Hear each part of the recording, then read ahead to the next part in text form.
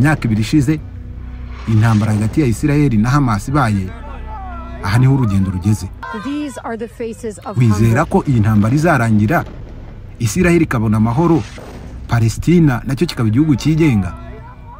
Kuri bamwe birashoboka, ariko ku bandi biracyari inzira igoye. Twishimira ko mudukurikira. Iyi ni The Zoom TV 24. Utarakanda subscribe nako kamenyetso kanditseho subscribe kugira ngo uzajye ubona n'ibindi biganiro n'izindi documentaire nk'izi ziteguranye ubuhanga utasanga ahandi. Nyuma y'imyaka 2 Hamas iteye Isiraheli, ubu noneho umuryango w'abibumbye usaba Hamas kurekura ako kanya abashimuswe basigaye. Umunyamabanga mukuru w'umuryango w'abibumbye Antonio Guterres yasabye ko abashimuswe na Hamas basigaye bakiri muri Gaza barekurwa aka kanya kandi nta mananiza abayeho. Abivuze nyuma y'imyaka 2 ishize uwo mutwe w'abanyapalestina ugabye ibitero mu majyepfo ya Isiraheli, ibitero byiciwemo abantu benshi. Mu itangazo ku rubuga nkoranyambaga rwa X, Antonio Guterres yavuze ko uburyo bwo guha icyubahiro abiciwe mu gitero cya Hamas cyo ku itariki ya 7 Ukwakira mu mwaka wa 2023 hari uguharanira ko habaho amahoro atabera kandi arambye. Guterres yongeyeho ko ayo mahoro yatuma abanya-Isiraheli, abanya-Palestina n'abandi bo mu karere k'iburasirazuba bwo hagati babana mu mutekano ndetse no mu cyubahiro no kubahana. Mu gukomoza kuri gahunda y'amahoro muri Gaza ya Perezida wa Leta Zunze Ubumwe za Amerika Donald Trump, Guterres avuga ko iyo gahunda ari nziza ndetse itanga umwanya wo kubyaza umusaruro mu kurangiza intambara yiciwemo abantu benshi.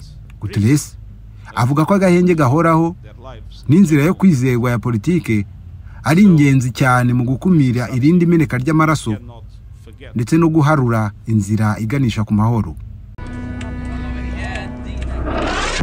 Ubu tuvugana hari bikorwa birimo kuba uyu munsi byo kuzirikana imyaka 2 ishize Hamas igabye igitero kuri Isiraheli cyiciwemo abantu hafi 200, naho abandi 251 barashimutwa.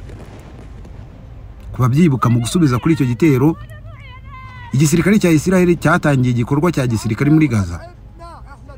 Kugeza ubu Minisiteri y'Ubuzima ya Gaza igenzurwa n'umutwe wa Hamas ivuga ko kuva icyo gihe ibyo bikorwa bya gisirikare bimaze kwica abaturage bagera ku 67,160 muri Gaza. Hari abanenga Isiraheli kwitemerera ibitangazamakuru mpuzamahanga birimo na BBC kujya gutara amakuru muri Gaza mu buryo bwisanzuye ngo bamenye ibiri kujya mbere, uri kubikora n'ubyihisha inyuma. Hagati ariko Minisitiri w'Intebe w'Ubwongereza Keir Starmer yashishikarije abanyeshuri kutitabira imyigaragambyo yo gushyigikira abanyapalestina iteganyijwe kuba mu Bwongereza kuri iyi sabukuru y'imyaka 2 ishize Hamas igabye igitero kuri Isiraheli. Yavuze ko byaba binyuranyije n'indangagaciro z'Ubwongereza igihe iyo myigaragambyo iteganyijwe yabibaye. Yongeyeho ko iyo myigaragambyo yakoreshejwe na bamwe nk'urwitwazo ruteye isoni ndetse ruteye ishozi bwo gutera abongereza b'Abayahudi cyangwa se kubasagarira. Ubu tuvugana hari ibiganiro biziguye hagati ya Hamas na Isiraheli bigamije kugera ku masezerano yo kurangiza intambara, byitezwe ko biraza gukomeza kubera mu Misiri kuri uyu wa 2.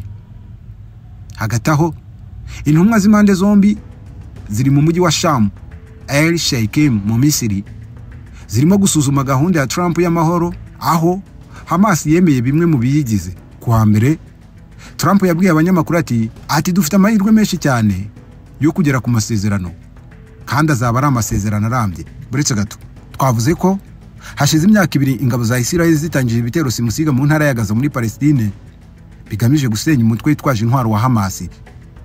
Kugeza uyu munsi twabivuze ko hamaze gupfa abarenga 67,000, abarenga 1,900,000 barahunze.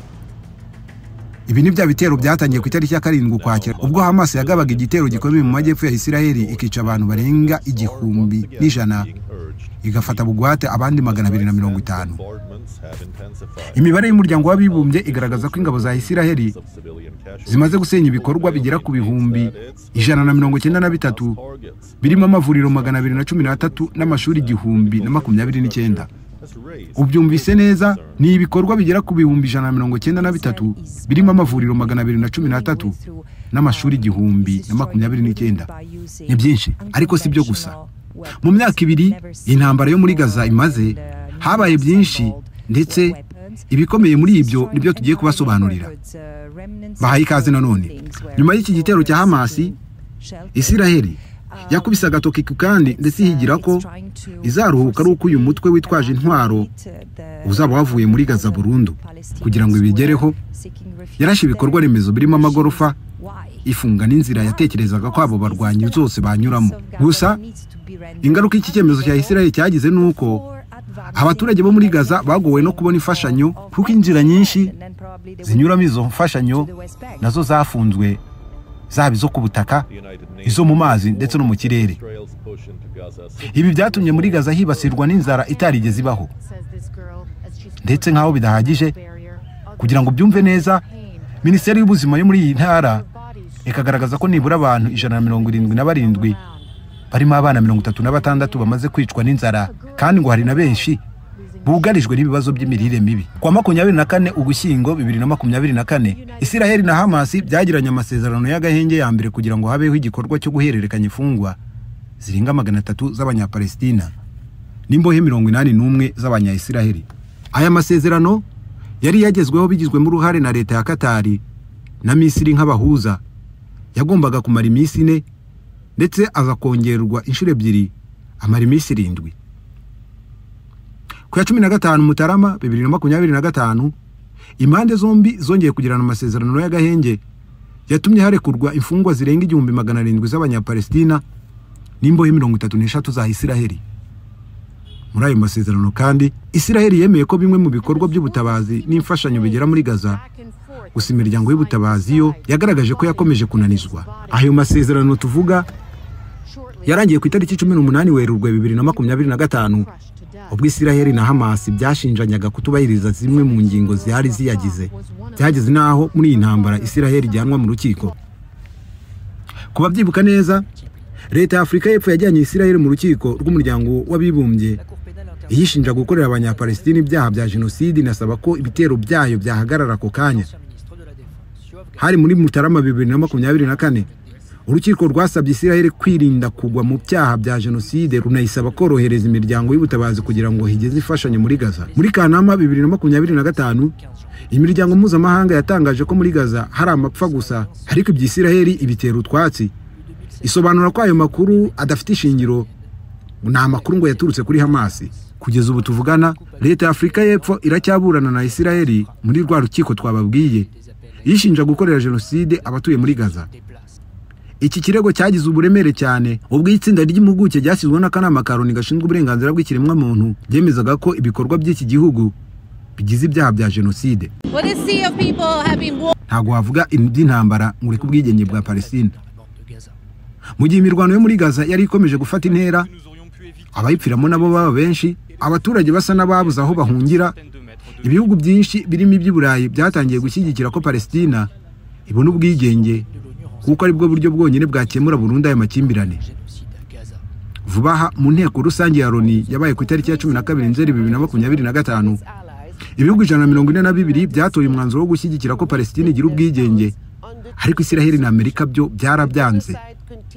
Ubwongereza, Canada, Australia, Portugal na Luxembourg nabyo birutse kwemeza ko bifata Palestina nk'igihugu kigenga mu rwego rwo gushyira igitutu kuri Israel kugira ngo ihagarike ibitero kuri Gaza. Ingingo ibihugu byinshi byemeranyaho nuko ingabo za Israel zigomba kuva muri Gaza, ariko na Hamas gasenywa kugira ngo Israel yizere ko umutekano wayo utazongera guhungabana. Reka tuvuge ku rugendo rwo kurangiza intambara. Ibihugu byinshi birimo Leta Zunze Ubumwe za Amerika, Katari, Misiri, Leta Zunze Ubumwe z'Abarabu byashyize imbaraga mu gushaka uburyo iyi ntambara yarangira. Ku ya 29 Nzeri 2025, Perezida wa Leta Zunze Ubumwe za Amerika Donald Trump yashyize hanze gahunda yateguye yizera ko yatuma Gaza ibona amahoro ikagira iterambere rirambye nk'indi mijyi yose ikomeye yo mu burasirazuba bwo hagati. Ni gahunda igizwe n'ingingo 20 zirimo kugira Gaza intari ziri ibikorwa by'iterabwoba, kurekura imfungwa zose hagati y'ibihugu byombi, gukuraho ingabo za Israel no kurambika intwaro hasi kw'abarwanyi umutwe wa Hamas. Nyuma y'ibyo bikorwa, Trump ngo ateganya ko Gaza izayoborwa n'abayobozi bo muri Palestina, ariko badafite leta n'imwe babogamiyeho, inarindwe n'ingabo ziri mu butumwa mpuzamahanga. Iyi gahunda kugira ngo igerweho, Trump yohereje intumwa mu Misiri, za zindi twavuze, kugira ngo zijye mu biganiro kwirekurwa gifungwa z'abanyapalestina n'imbohe z'abanyayisiraheli. Iyi wikazaba ari intambwe ifungura inzira y'amahoro. Imyaka 2 ishize intambara hagati ya Isiraheli na Hamas ibaye, aha niho urugendo rugeze. Wizera ko iyi ntambara izarangira Isiraheli ikabona amahoro, Palestina nacyo kikaba igihugu cyigenga? Kuri bamwe birashoboka, ariko ku bandi biracyari inzira igoye. Twishimira ko mudukurikira. Iyi ni The Zoom TV 24. Utarakanda subscribe nako kamenyetso kanditseho subscribe kugira ngo uzajye ubona n'ibindi biganiro n'izindi documentaire nk'izi ziteguranye ubuhanga utasanga ahandi. Turabakunda. Naho utaha. Bye.